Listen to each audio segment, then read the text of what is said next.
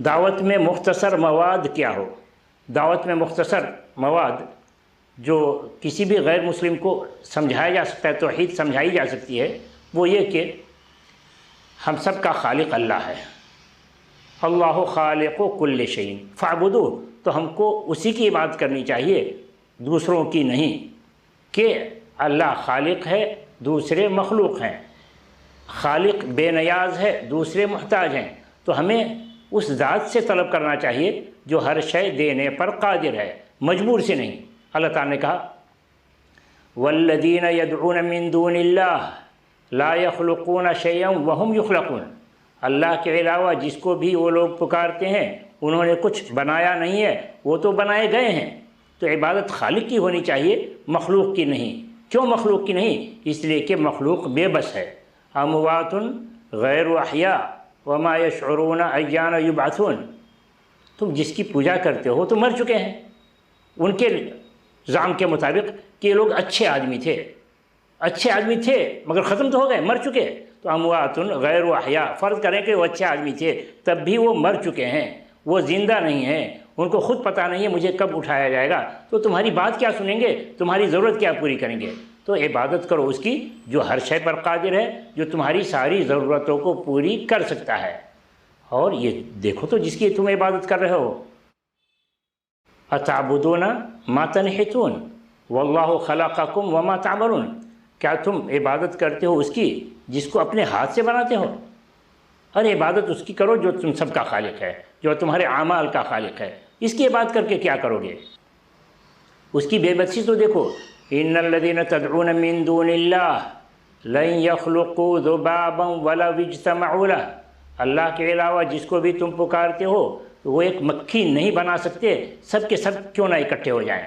ساری دنیا کے مزاروں سے اولیاء کو جمع کر لو، سارے مندروں سے بتوں کو جمع کر لو اور کہو کہ ایک مکھی بنا دیں، وہ مکھی نہیں بنا سکتے، تو پھر وہ تمہاری ضرورت کیا پوری کریں گے؟ اور مکھی بنانا تو دور کی بات، مسئلہ تو یہ ہے کہ تم جو ان پر چڑھاوے چڑھاتے ہو، مکھی آ کر کھاتی رہتی ہے، مکھی اپنے پیر سے لے کر بھاگتی رہتی ہے، اس کو نہیں بچا سکتے ہیں۔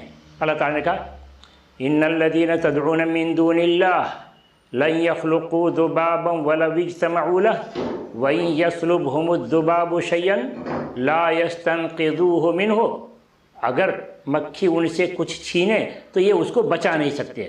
ضعف الطالب والمطلوب، کیسے کمزور ہیں مانگنے والے، اور جس سے مانگا جا رہا ہے تو کمزور پڑا ہی ہوا ہے، تم نے بیٹھا دیا تو بیٹھا ہوا ہے، جب تم چاہو گے اٹھانا تو اٹھا کر لے جاؤ گے، اس میں کیا دم ہے؟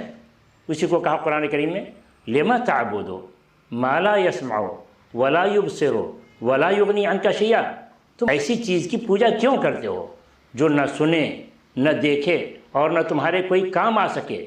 تم مانگو اس سے جو ہر شے پر قادر ہے، جو سب کا خالق ہے، وہ جس کو جو دینا چاہے دے۔ کہا اللہ تعالیٰ قل اللہم مالک الملک تؤتی الملک من تشاء وتنزع الملک ممن تشاء وتعز من تشاء وتذل من تشاء بیدک الخیر، کہو اے اللہ تو ہی سارے ملکوں کا مالک ہے، تؤتی الملک من تشاء، تو جس کو چاہتا ہے ملک دیتا ہے، وتنزع الملک ممن تشاء، اور جس سے تو چاہتا ہے ملک چھین لیتا ہے، وتعز من تشاء، تو جس کو چاہے عزت دیتا ہے، وتذل من تشاء، اور جس کو چاہتا ہے ذلیل کرتا ہے۔ بیدک الخیر، ساری خوبی تیرے ہی ہاتھ میں ہے، تو جس کو دینا چاہے دے، تو جس سے روکنا چاہے روک لے۔ انک علی کل شیء قدیر، تو ہر شے پر قادر ہے، تو عبادت کرو اس کی جو ہر شے پر قادر ہو، جو دینا چاہے دینے پر قادر ہو، جس کے ہاتھ میں کوئی نفع و نقصان نہیں، اس کی عبادت کر کے تم کیا کرو گے؟ اس کی صفت سن لو، اللہ لا الہ الا ہو الحی القیوم، وہ ہمیشہ زندہ رہنے والا ہے، وہ سب کا نگراں ہے۔ لا تأخذہ سنۃ ولا نوم، نہ اس کو اونگ آتی ہے نہ نیند آتی ہے، تو عبادت کرو اس کی جو جس کی نظر سب پر ہے اور جو سب کچھ دینے پر قادر ہے، اس سے کیوں جو محتاج ہو، اور مخلوق سب کے سب محتاج، بے نیاز تو وہی۔ کہا اللہ تعالیٰ نے یا ایھا الناس انتم الفقراء الی اللہ واللہ هو الغنی الحمید، اے انسانوں تم سب کے سب محتاج ہو، اللہ ہی بے نیاز ہے، تو مانگو اس اللہ سے جو دینے پر قادر ہے۔ اس کی صفت قل هو اللہ احد اللہ الصمد لم یلد ولم یولد ولم یکن له کفوا احد۔ تو ان آیتوں کے ذریعے سے دعوت دیں، انشاءاللہ دعوت مؤثر ہوگی، اور خاص کر آیتیں ضرور پڑھتے رہیں کہ قرآن کا اثر کچھ اور ہی ہوتا ہے، ہم صرف ٹرانسلیٹ کریں، ترجمہ کریں تو وہ اثر پیدا نہیں ہوتا۔ ومن أحسن قولا ممن دعا إلى الله